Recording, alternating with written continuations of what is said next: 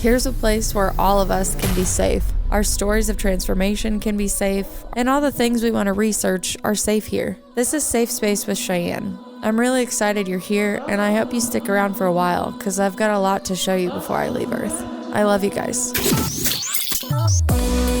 Welcome in today, friends. We have, honestly, like an idol of mine, kind of, if you would say. So I found Hans on YouTube with my producer, Andy, and I used to watch his YouTube channel on my lunch break because he really just had some amazing concepts that they really stuck out to me. They really helped me pull the layers apart, I guess I would say. So today we have Hans Wilhelm. He is an author and illustrator of over 200 books for all ages.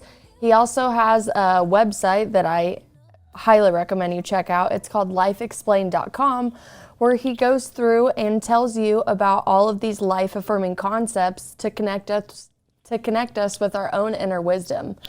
I could sit here and act like the biggest fangirl all day, but I am so excited for you to join me on season 1 of Safe Space with Cheyenne. Hans, welcome to the show. Thank you, Cheyenne. That was a wonderful introduction. Thank you. I'm delighted to be here.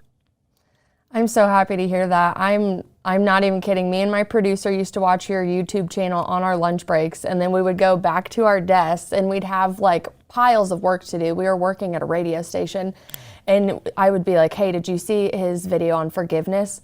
Oh my gosh, did you just watch the one on suicide? And we would just keep going with all these heavy hitting, really, not delightful topics to talk about. And the way that you explain it, it releases the suffering from the knowledge. I think that's the best thing that I got from it. Is I know that speaking about suicide in any facet of my younger lives, if I was a teenager, if I was like, oh, I want to kill myself, or all of these moments where you really did cry out for help and people were not educated on how to even receive that information.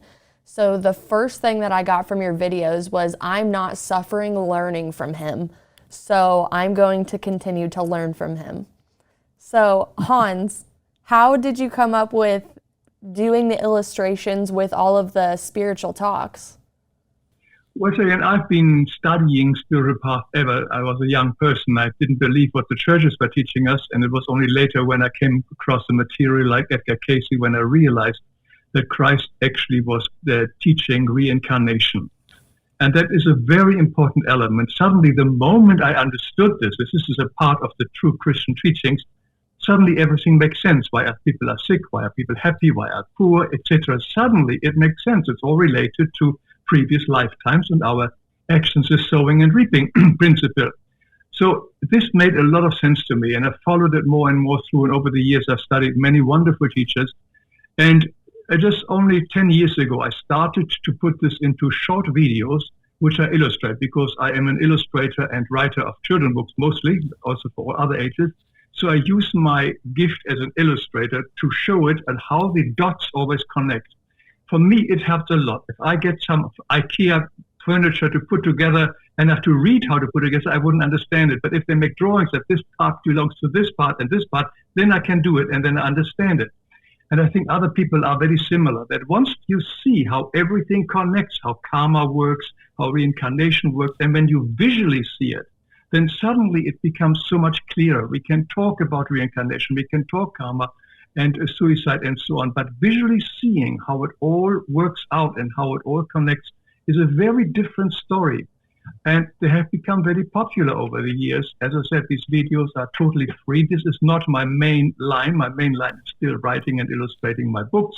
Mm-hmm. I do this to share this with other people because I remember how when I was young and I was desperately looking for some information on these topics, and there was hardly anything available at that time. Now today we have YouTubes. When I started off, of course, today I would take TikTok, but it's difficult to squeeze it into 1 minute, what I have to share usually over 5 to 10 minutes. And so I did this video to reach mostly young people because the attention span is only a few minutes anyway, so I had to make it very short. And I follow Einstein's famous quote that if you can't explain it to a 6-year-old, you haven't understood it yourself. So I really have to make it very clear to myself that I understand it. And I'm learning through doing this, doing my series. I'm learning, I understand, oh, suddenly this all makes sense. And that's basically what I do. And I share this for free. You have to join nothing. They're available. I merely offer this. I have zero interest to convince anybody that what I share is right for them or for anybody. I'm only sharing it and I leave it up to you. So I fully respect other people's beliefs that they don't share mine. And I have, as I said, no need. If you don't like it, that's fine with me too. So that's where I come from. And that is the basic story of my videos on lifeexplained.com. Well, you are doing what you should be doing, because those videos found me and a few of my friends, and it's definitely what I needed to be educated on and the way I needed to be educated. So I appreciate you breaking it down. I know there's the Greg Bradens of the world, right, that are going to teach us about human chromosome 2 and the gamma state and compassion and heart and brain coherence and all of that fun stuff. But I really, really enjoy having it broken down into a very, very, I always say, let me go back to kindergarten. I'm like, let's go back to Sesame Street. Like, take me back there and build me up there. So that was one of my favorite things about finding your videos. So today I did bring you on to talk about the heavy-hitting topic of suicide. And I reached out to you specifically because, of course, I watched your 8-minute video of how you explain it. And I want you to release the suffering of anybody that could potentially come across our episode today with your understanding of suicide. I know I kind of honestly just played it on YouTube, but I think having you live is so much better. Well, so you want me to start explain it in my way? Yes, please. It doesn't have to be 8 minutes by any means, but what is your take on suicide? So my idea is, what I want to share here is that the world as such is a very unique planet, because it attracts souls from all kinds of levels of consciousness, very highly evolved, very low evolved, different specialities. And the other planets are not the same. Therefore, Earth is like a teaching school. It's like a school itself. So the souls from all different kinds of consciousness can incarnate here to be exposed to different views, different kinds of entities, different energies, and you learn in a very fast time. So Earth is nothing but a schooling planet. That's why we're only here for, I think, 30,000 days or whatever it is. It's very short time, and we go and we leave. Nobody stays here. It is only a temporary visit. And from the perspective of spiritual life, it's only a very short visit, like a blink of an eye, like going to the movies for 2 hours and totally absorb ourselves, immerse ourselves into another story, and then come out and be back in our normal life. And spiritual life is very similar. We come here like a short school visit and then we leave. So the time on Earth is very, very, very unique and very special. And souls come here for various reasons. They either want to learn something, they want to develop certain skills like love and compassion, or they want mostly to clear out their old karma, which means they're coming together with other souls with whom they have something to work out. So this is the main purpose. Unfortunately, there are not enough bodies to incarnate here because of abortion, as well as sexual prevention. We don't have enough bodies. Therefore, is a shortage of bodies. So to come here and to find a body to incarnate with is a privilege. So the point number one I want to make across is to be here is a privilege. It doesn't look that way. For many people, surely life is awful. It appears very awful. But so does school at times. If you suddenly go to Yale and NYU and so on, it's very tough. It's really tough classes there. And this is also what happened to many people here who go through a very difficult time. And the thing is, before we incarnate, we are usually shown our major tasks here on Earth by our guardian spirit, like, for instance, the things we want to overcome. We also shown certain kind of critical moments which we might have, where challenging moments, where life can be extremely hard for us and difficult for us. All these we knew in advance. Most people are not incarnating without having said fully yes to the life we are having here. There are some exceptions. There are some souls which press themselves for incarnation. They force themselves because they want to go back to Earth and live out their mostly lower kind of life. But most of us are here to learn and to face the karma, which is the drama of our past, and clear it up. So point number one is it's a privilege to be here, even if it doesn't look that way. And because it is such a difficult school and such a traumatic school at times, we really feel like checking out. I think for everybody who lives long enough must have had thoughts of suicide. It wouldn't be quite normal. Never mind how wonderful your life is, but there are moments of challenging moments where it says, I don't want to deal with it. I want to get out of it. But hopefully, thank God, not many people act on it. It's just said like any other thought, something, you have a sexual temptation and so on. You may have it in your thought, but you don't act on it. You do a lot of thoughts we don't act on. And suicide is also one of these which come sometimes to us and we just let it pass and move on. But some people, unfortunately, really work on this thought more and more and sometimes get deeper and deeper into the possible solution, which they think is a solution of cutting down your life short here and just getting out of it. And there are, of course, many, many reasons why they do that. Sometimes because they really can't take the pain anymore, the loneliness anymore. Sometimes just even to teach the lesson to their parents or anybody else who they think has harmed them. So the reasons for suicide are manifold. And I'm not a therapist, and therefore I don't want to go in too much on the psychological reasons why many people do this. But I want to speak mostly about the spiritual side. So from the spiritual side, we can be on a very, very low energy. And this is also a time when sometimes negative forces, I would call negative entities, can even jump as well and really drain us even more. It makes it even worse. The vicious circle, it gets more and more, and we feel more and more drained. The drainage can come from spirit beings who are really attaching themselves to us. And it's very helpful to us to really try to get out of this as much as possible.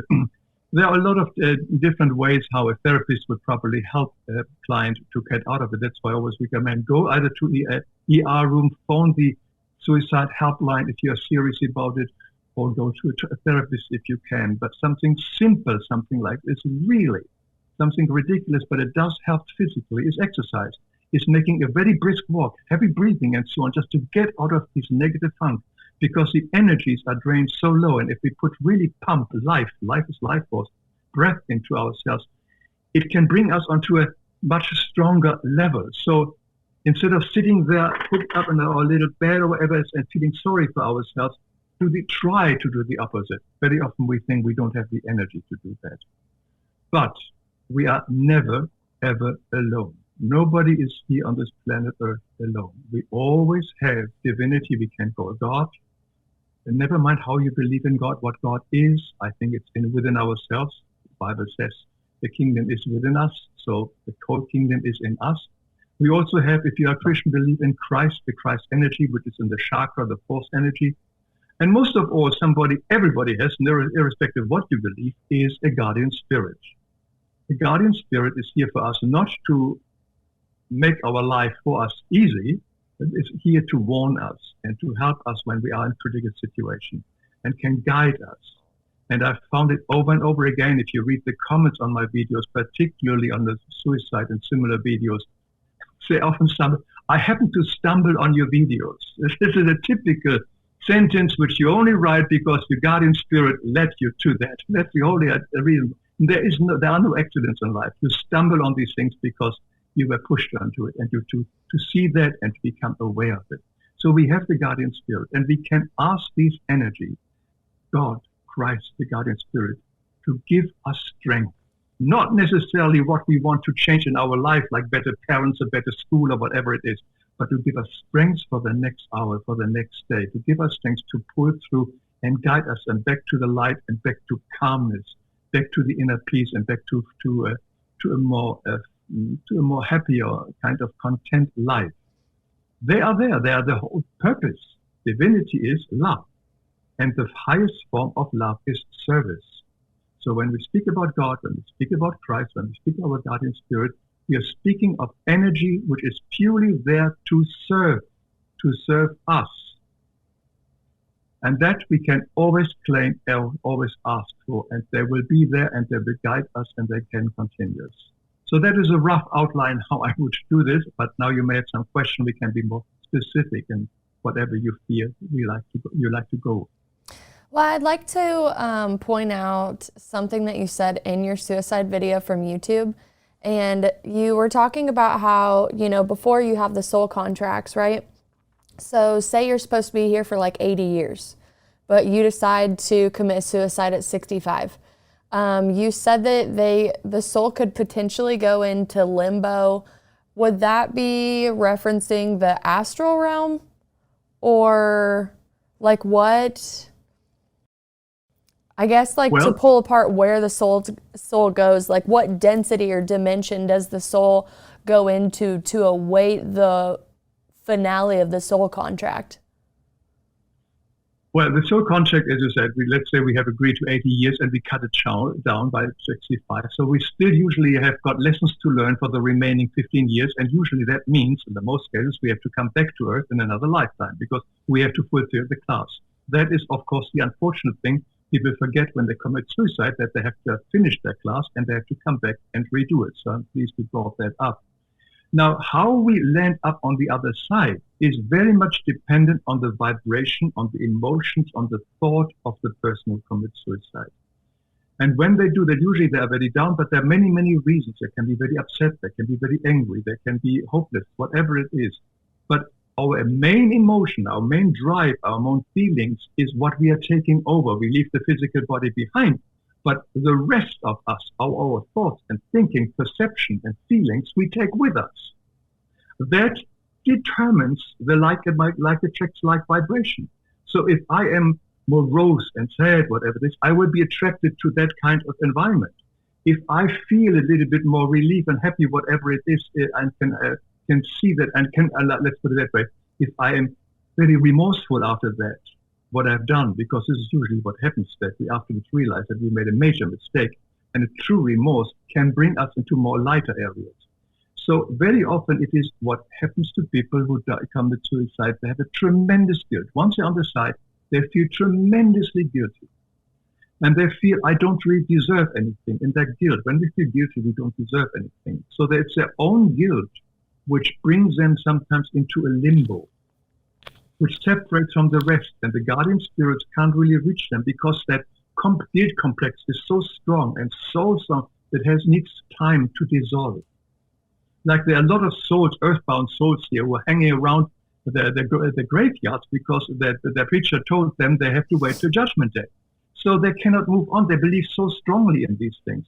So our thoughts and how we feel determines of where we will land and also what we have done in the spiritual world. So there are many possibilities. Not everybody lands in the limbo there. But one thing is for sure, most of them have to come back to fulfill their contact or what they had in mind to fulfill in this lifetime, in another lifetime. So have to start all over again, be a baby, go to school, etc., just to face a similar situation, which can take sometimes thousands of years before this comes again, because it implies that maybe we need to interact with a certain soul whom we have harmed or they have harmed us in a long time previous lifetime. But we can only incarnate when that soul is there as well and to the right country. So it is a very difficult situation to find that together. So right now we have the ideal situation to meet everybody whom we have to meet. But if we screw up here, we will not meet a lot of these people. And then we have to wait till the time is right that we ever can meet them again in a much later lifetime. So that is another reason to hang on, do this whole thing, stay with the course, stay in the school. So yes, on the other side, there is a lot of emotions coming up because most of them immediately realize that they have done a major mistake.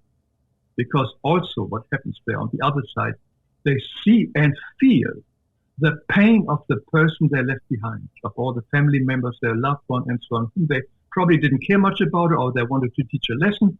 But now suddenly they see that these people are left behind. They feel tremendously guilty because they believe they caused it something. They can no longer communicate with them, but they feel guilty about it. They feel pain, they feel loss, they feel awful stuff, and their soul all feels that because they're connected. So they go through tremendous emotional pain up there, wherever they are, because they are connected to the people, their loved ones they leave behind and whom they have hurt so much. And they suddenly realize this is not a computer game. I can't just make one click and then I'm start back at zero again. Because this is it. And we have made the decision, and the decision, the consequences for this decision are immense. We have to come, most likely have to come back, and we want to come back. Not that somebody tells you, now you have to fulfill your class. But on the other side, we realize, oh my God, I was so close to finish my class, to get my degree from NYU. And now I finished of it. I want to do it again. So it's your own choice that eventually you will reincarnate again to fulfill what you set out to accomplish in this lifetime. I just want to be like, yes, yes. I love all of it. It's perfect. There are a couple things that are popping up in my head that go along with what you're saying, and it's from some other people that I admire. So you're familiar with Dolores Cannon's work? Oh, very much so. I love her work. Yeah. Yes. So there was a QHHT session that I think was published to her wall from a different practitioner, but there was a guy that this practitioner regressed. And basically, it was the first time that they had ever heard that a soul had been reset, because every time he incarnated, he killed himself, and he would not quit killing himself, nor making his soul contract lighter before he came to Earth, because he would go up there, release all of his suffering, and be like, oh no, it's all an illusion, like emotions are all human-based, I can go back, I can do it, it's no problem. And then he would get back down to Earth and literally like he would kill himself, whether he'd make it a little further past the needle every time. So she said it was the first time that anybody had ever actually had their soul reset by source to come back and do their evolution again. I haven't heard that. I don't think I've read that chapter. No, I don't. But she comes across strange incidents in her wonderful She really books. does. Yeah. That's the only story that I heard about soul reset. And then there was another story that popped up in my mind about when you were talking about how ones that, they kill themselves, they're stuck, and they're like, oh crap, now what do I do, right? My friend, he's actually coming on season 3. His name's Barry Littleton. He crosses over spirits. So I interviewed him about what do they say to you, like why they didn't go into the light. And he said a lot of them, just like you said with the graveyard, their preacher told them that they were waiting for Judgment Day, so they didn't go into the light because they were scared. He goes, but I've run into a lot of people that have killed themselves, and they 100% believe that they're going to hell, so they don't walk into any light, and they just stay on this plane. So, yeah. I mean, there are people in the world that can connect, like Barry can talk to them and connect and try to educate them. So I think it's really important to continue to have these conversations and get the word out and, get on as many shows as you can to really educate people before they get to that point, before you realize, like, right, you are loved, you are not unworthy. But one of the biggest things that I realized in my relationship with suicide is the unworthy complex. And I had no idea where that unworthiness actually came from. And I did a QHHT session with a lady here in town. And I said, 2 of the things I struggle with just for my own shadow work is unworthiness and loneliness. And I would really, really like to know where that stems from, because I know that I had to bring it into this life with me. So when we did my regression, we regressed all the way back to my soul origin and where I would have been on the theory of Dolores Cannon's like signal going out into the universe. So she was like, where were you when you heard Dolores's signal? And then I was like, oh, I was home. And she's like, what does home look like? So I started explaining all the people that were around me, all the things I was seeing, colors that do not exist on Earth, like all of this stuff in this theta brainwave state.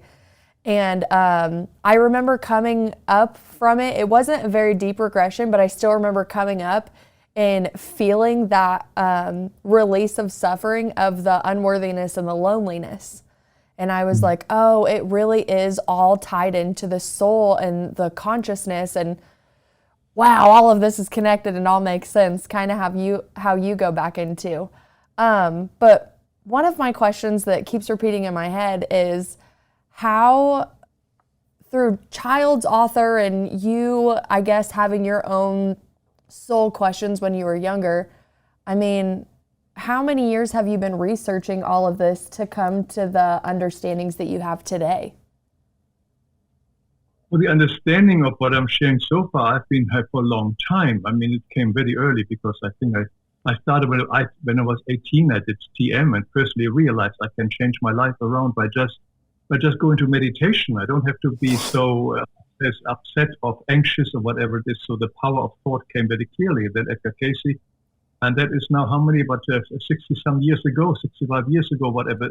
It is a long time when I started. So it came over the years, and more I learned it, and the more I studied it, the more I found it more confirmed. So this works for me. As I said, it doesn't work for everybody else, but I only share my understanding, and I'm learning continuously.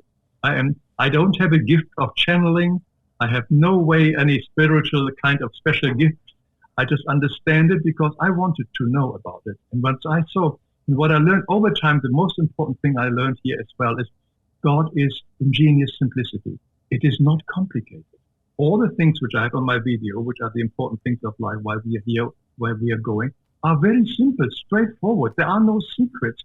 We don't have to study for years and years some very thick books. The answers are all in us. It's all very clear and very straightforward. God does not hide from his children anything.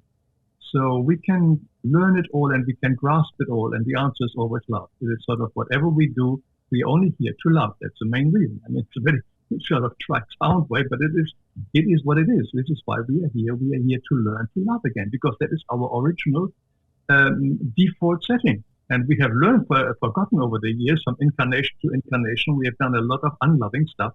And we just have to clear it up and learn from it and then move on and to become love again. The highest vibration is love, and we are slowly going back to the highest vibration from where we once came. So your video where you did like the 7 layers out, right? Where we all fell from creation and then we kept falling further away from vibrations. And then you put where Christ came in and was supposed to help push us back, and all of these other people. That was playing in my head literally as you were saying all of those. I'm telling you, I studied your YouTube for over a year. It really, really helped me.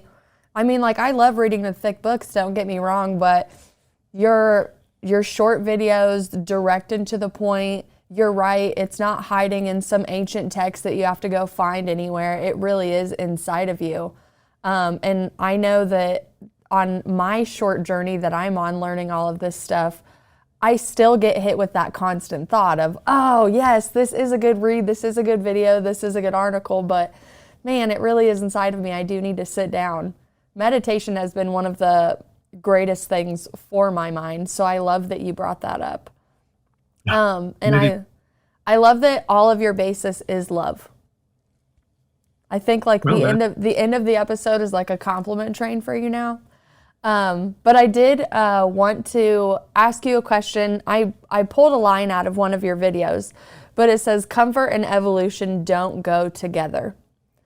So with us coming here and learning all of our lessons, how do you personally balance your personal evolution while sustaining a human comfort zone? Oh, I have my challenges too, Jan. We all have our challenges. Every day we have got some challenges we have to deal with. I do, of course, my ego wants a comfort zone. I balance it well. I have my comfort zone. But the challenges are there all the time. We all have a different form of challenges. But this is the point I bring also out in my video on suicide. Before we incarnate, we know the challenges, the big challenges which we have to face. Not all the details, but the major ones. But we also know that we are strong enough to master them. We do have enough strength. Nothing is given to us for which we have not a matching strength. So every challenge which we have, we are strong enough to face it. We may not feel that way when we are in a suicidal mood. We think this is too much for us. But on the contrary, we have the strength. And as I said earlier, we can also rely on the strength given to us from the spiritual world to make it happen. So no, I do have my challenges too, trust me. Oh, definitely. Definitely. Yeah. We're all about getting a little vulnerable here and getting an inside look on everybody too. So I'm glad that you shared a little bit. My goodness. But therefore, we do have the comfort in a school, in a really hard school, which we are here on planet Earth. Comfort wouldn't bring us anything further. It is a challenge sometimes for us to really see something different, to clear something up. So in this world of contrast, we are living in a world of contrast, which is not the absolute reality. But here's all contrast, good and evil, black and white, etc., etc. There we do have the constant tension between the two. And that is where the discomfort comes from our challenges. In the absolute reality, evolution takes place, but not in the painful way as we have it here. Because there is no karma, there's always a permanent now. But pain and suffering comes only in the temporary reality, in the separation, the Maya, in our illusion where we are living right now. And that's where we have all these negative emotions which we have to deal with and sort out and clear up to return back to love. And you have a new video out about negative energy. I'm just making a video actually that it's called how your negative thoughts can kill other people. So that's an interesting kind of subject, how our negativity, how our negativity can affect other people, and they can then do negative things and even kill people and so on. And then we are co-responsible. So how important it is to keep our mind and our thinking pattern as positive as we ever can. Nobody can always be positive. No, it doesn't make sense. But when we catch ourselves to be in a kind of grumpy mood, negative mood, and so do something practical, jump up and down, do some deep breath and whatever. There are many different simple things we can do, but don't indulge in all these negativities, because thoughts are living entities. I have a video on that one, and they are like attracts like. They're whirling around everywhere where we go, and they're finding people who have similar vibration, and they make issues bigger than they need to be and they should be. So that is just one of the new videos which I think I will release in 2 weeks' time. Something. I am very excited to see anything new that you produce, but that video is right up my alley because I speak energy. I study yoga and Reiki on my time off, air quotes, right? And energy and the thoughts and reprogramming your brain. I mean, it's all I live for these days to do and get away from. And I still, like you said, have challenges. I've had a suicide buddy my whole life. My stepmother and I have really just banded together. And when we have those thoughts, we're just like, we don't ever like judge or question each other of why, or come in like overbearing, like, oh, you're loved, you don't need to have those thoughts, or, oh no, we don't talk like that. You know, like we were really like, okay, so let's really figure out what is pushing on what part of our brain, what part of our body, what chakra is blocked, what inner child issues coming into play. Like so many modalities have helped me really hone in and figure that out. But I've always found out that like I've had that little button in the back of my head since I was a kid. And I think that's probably why the topic of suicide in general just fascinates me and all the different perspectives. Yours, again, releases my suffering while I study it. I don't feel guilty for having the thoughts when I listen to your research, which is why I'm so grateful that, one, you're doing what you're doing, but then we get to be here too. And to keep this compliment train going, I did write down a couple of my favorite videos that you did, even though you have like about 150 of them. But I love how karma works. I love the one on forgiveness, especially when you put the person in jail in the illustration.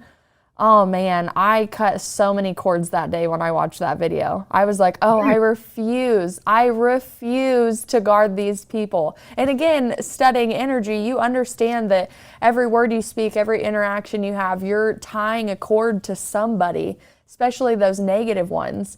So just, again, you're right, watching the illustrations, I'm telling you, I have a selenite knife right here, and I use it all the time in my meditation to do all my cord cutting.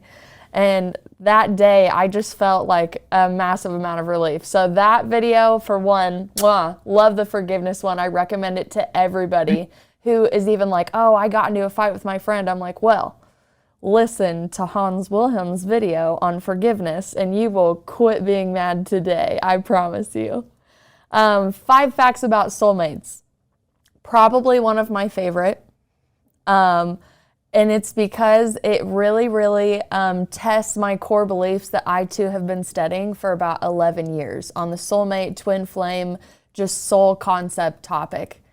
And I really like your take, and I really want to believe all of it. And I'm still on the fence about it, but I've watched it a few times over the last few weeks with a couple other research things I'm doing. And again, I just really appreciate the perspective.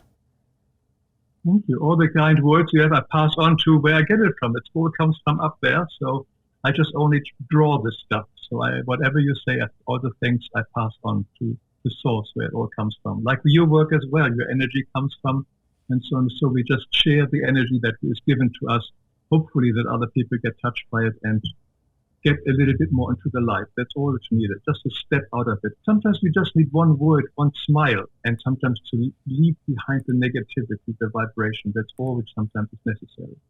That sometimes is the only reason why people incarnate, just to give one smile to a stranger in the street. And that smile can change their life altogether. So the reason why we are here is not always such a big thing. Sometimes it's just a smile. I'm going to skip my tree branching story of when that has happened to me multiple times, but I love how you just said maybe some people just reincarnate here just to make somebody else smile. That's beautiful. That's so beautiful.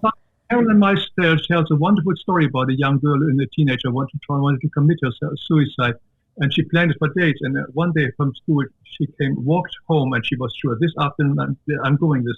And she was crossing the street, and suddenly a car came and stopped right in front of her, nearly would have knocked her over. And she looks up, and there was this woman driver in an SUV, and she had this broadest and warmest and happiest smile. And that went right through that young girl. And it did everything to her. And she left the street, and she just never committed suicide as far as at that time. It changed. The smile suddenly got her out of her negative funk. Right, that smile saved a life. That's why I'm saying sometimes it's only a smile which is needed to change somebody else's life. I always think people that smile at strangers are the kindest people. And I used to have my glasses on and, everybody looking at everybody, but I would never smile just because I was a little scared and introverted. And now I really try to smile at everybody. And after COVID, people get a little weird about it still. They're just like, why are you smiling at me? I'm like, because I love you. I love everybody. I'm a golden retriever in a human body. So. That's a lovely one, yeah. Yes. So before I wrap up, I do want to read your quote. It will be all over my social media, but I wanted to make sure that it got on the episode as well because I identify with this profoundly. You said, my wish is to inspire viewers to explore spirituality and to look at the bigger picture perspective of their life. When we see how everything fits together and there are no mistakes, we will begin to grasp the perfection and the love that is the foundation of everything. Bravo. Thank you, Cheyenne. Yes. Do you have anything else that you would like to say to all of our viewers and all of our friends today? Anybody out there that might be having a hard time, you can be like, hey, don't give up. The one thing is we are here to love, and love is not a feeling, love is a decision. That's very important. We decide to love. We can love anybody without any purpose. That's one. Second thing is be grateful. Find a smallest thing where you can be grateful for. The tiniest little thing. Maybe count your blessing, that old song, but be grateful, be grateful. And the last one, you are never, ever, ever alone. So I think three things where we can sort of maybe focus if we wish to. Those are all perfect. Gratitude, knowing that you're not alone, and wow, just we are love. That's my favorite. All right, well, before we get out of here, I do always share music with all of my friends, and I share music I love, and I share concert experiences that I've had. And one of the recent concert experiences I had was at Hollywood Casino Amphitheater in Maryland Heights, Missouri, and me and my concert family went to go see Dead & Company, which are the rest of the members and a couple extra members of the original Grateful Dead. So we are going to showcase the track, what is it? Black Throated Wind. It's on the original Steal Your Face album that came out in 1976. But we're going to hear a little clip of Bob Weir getting into it with John Mayer as we head out of the episode. So I just want to say thank you. Thank you so much for coming on. I hope you can come on and share your knowledge again. And you know that I will obviously be sharing your videos more because you've been my lunch date for a while, Hans. I really appreciate it. Thank you, Cheyenne. Thank you so much for asking me on this program. I really enjoyed it. Thank you. I love it. Stay tuned for the music, bud. Never think twice about being there.